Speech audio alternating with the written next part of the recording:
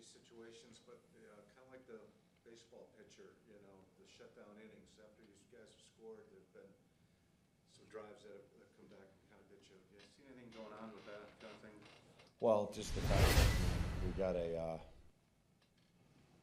2 weeks in a row, we got an opportunity to really slam the door, and for whatever, we held them to a field goal this week, but, those are opportunities to go out and slam the door and get the job done, and we didn't, our mindset is we don't have to, we don't want to rely on, hey, let's go down and score a touchdown offensively to win the game. No, let us seal the deal. And obviously it was frustrating. You hold them to a 53-yard field goal, but the object is to completely get off the grass and not give up any points. Joe, on the flip side, Matt says anytime, our defense holds a team under 20, we should win that game. How do you, do you sense your guys at all, or, you got to be like, hey, you can't blame the offense kind of a thing? You just got to keep doing what you're doing? Well, of course. It would seem to be natural if, hey, we did our job, Yeah.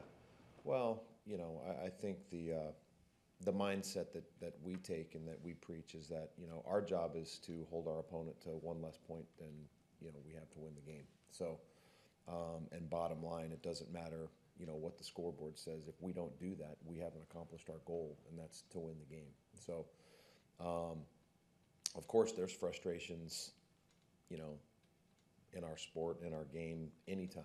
But, when you're losing, it's hard, and we've done some things well, but there's so many things, we can do better to, help the cause to win football games, bottom line. Hey, Joe, as much as I'd like to cuss again this week, I won't, but I am That kind of curious. fired me up last week. I'm glad I could do that I for you. wish I could. But I'm with Rob, like you guys you've played winning football. Those are games you should win when you guys play that way. I am curious though, if one of those things that you really feel like you need to do more of is take the ball away. Is Oh, that of course. Yeah, I think, what do we have, 5 takeaways on the year? And that's something that, the last couple of years we've done at a good clip, and I just told we coined Thursdays as Takeaway Thursday. That's kind of our, hopefully every day we're talking about taking the ball away and practicing taking the ball away. But on Thursdays, we kind of, that's our day. And, takeaways change the game. That was kind of the message this morning with the group. But I am a firm believer, and I'm sure I've said this to you guys before with takeaways. Hopefully you're in a year where they're just coming all the time. But, we went through a dry spell last year, and then, we went like on a 5 or 6 week run where, I used the term, takeaways come in droves. And you just got to get one to kind of start the trend. And I'm a firm believer that, and I've defined this for you. I think offense turns the ball over. We don't call them turnovers. We call them takeaways on defense, because I feel that from a takeaway standpoint, it's a physical act that you have to do as a defensive player. You have to go take the ball away. Very rarely, is an offense just going to give you the ball. And whether the ball's in the air, we got to go physically take the ball away. Every time the ball is snapped, there's a ball carrier. It is an opportunity for us to go punch, hammer, rake the ball and take the ball away. So, but of course they haven't come. We have 5 right now, and we have to change that trend. Why do you think that? Like, I was talking to Keyshawn and Rasul, and they both said, hey, we had our opportunities earlier in the season. We dropped too many on interceptions. Sure. Do you agree with that? And then is there anything else that, like you said, you can't go chasing them, because then you're going to be out of position. You're going to Sure. crush yourself. So is there anything else you guys aren't doing that you feel like you could be doing in that department? Well, I think we refer to those as ops. I think when you do have an op for when the quarterback literally hits you in the chest with a ball, that's an op that you have to cash in on. You can't lose that. If you are fortunate enough to get a sack fumble or to make a tackle and punch the ball out and the ball's on the ground, we got to find a way to get those. You have to cash in on all takeaway opportunities. And there's been a few. You go back to the Atlanta game. I mean, we had 3 legitimate takeaway opportunities that we missed. Those are, you take the ball away one time, it changes the game. We present those things to the guys, a +1 compared to a +2 or a +3, just the percentages in our game league-wide, that when you take the ball away, the opportunities that you have to, percentage-wise, to change the course of the game. So bottom line, we got to find ways to do them, and when we do have opportunities, we got to cash in on them and get them, because I use the analogy all the time. It's just like a great home run hitter. You get him more at bats, good things are going to happen. A great three-point shooter, you get more ops for him to shoot the ball, good things are going to happen. If we can take the ball away and give it to our offense and just give them one more possession or two more possessions or shoot three more possessions in a game, I'm not saying anything earth-shattering here, but takeaways change the game. We got to find ways to get the ball back for our offense. Darnell seemed to be playing pretty well for you. Yeah. He seemed to be turning a corner from last year. How much does losing him for the next month, how much does that kind of hurt your defense in the back end? It's, obviously you lose any starter, but you lose an impact, really good player. And I think maybe it was last week or the week before, I was telling you guys the role and the job that Darnell has done with Adrian's leaving here. He's really taken that leadership role in that room, in the back end. And not only his play and his style of play I've enjoyed, but just his leadership role that he's kind of embraced and taken over. We're going to miss the player, but we're going to miss, I think, that role that he's taken on. But hopefully he'll get healthy and we'll get him back. But anytime you lose a great player, it's hard. Joe, 49ers have a pretty good defense, and Yeah. Hockenson kind of was free all day. How did they do that? Hockenson, Addison, I think it all starts with Cousins.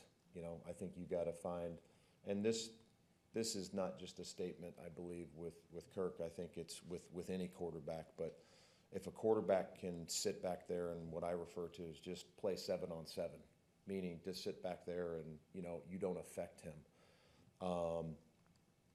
Kirk Cousins is as good as there is in the league when you don't affect him. And I think they throw the ball 46 times and he wasn't sacked. So those are, 87 and number 3 for the Vikings are great players. And if the quarterback can sit back there and not be affected, he'll pick you apart, because he has good targets. So I think as good as TJ played and Addison played, I think it was really the job that, their offensive line played phenomenal in that game Monday night, and Kirk played very well.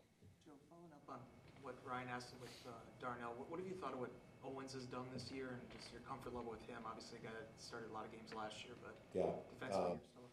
Yeah, played a lot of football in Houston, and came in here and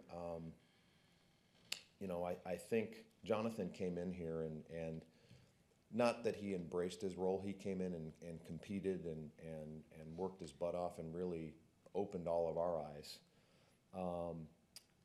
But I think the way Jonathan Owens has prepared and studied, and I tell you guys all the time, you're one snap away from being a starter in this league, and we've given him some different roles and some different packages as well.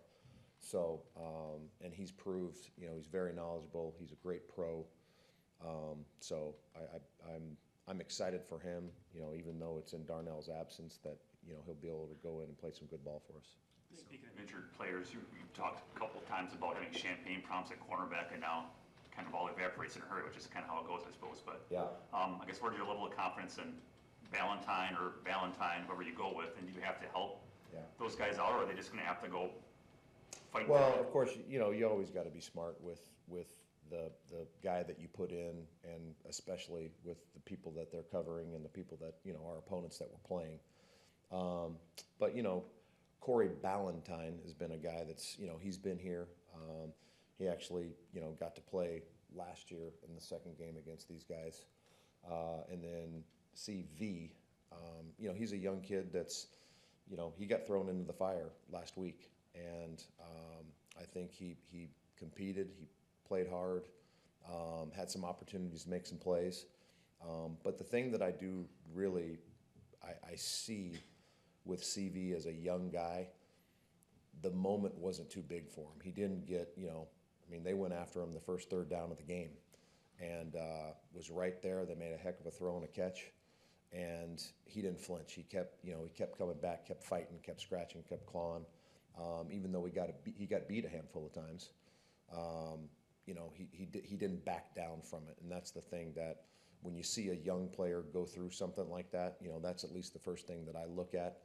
And he kept coming back. So we got some guys down, especially at the corner position. But like we talk about all the time, we got no time other than the next man step up. And if that's Valentine or whoever it is, they're going to get an opportunity to go play. And they got to, when their number's called and they get an op to make a play, they got to make a play. I think anytime you take a player like Justin Jefferson off of an offense, the expectation from the outside is, boy, that's going to be a much diminished offense. When you look at the film, He's still an IR, right? yeah, Okay, good. yeah.